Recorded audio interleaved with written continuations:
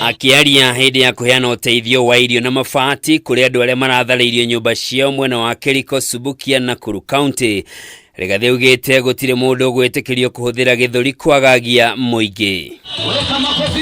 Akimurika uria urari munene wa borithi kaunti-ini ya Naikuru Peter Mwanzo, Rigathi ugite uthuthuria no wambikitwo niguo kumenya itemi riria aranyitite umomori-ini ucio niguo atacukirio ikinya ria kiwatho. Kini kulete bulldozer kuharibu mali ya raia na county commander anasimamia na bunduki ambaye sisi tunamlipa mshahara imetoka kwa raia, anasimamia mali ya raia inaharibiwa.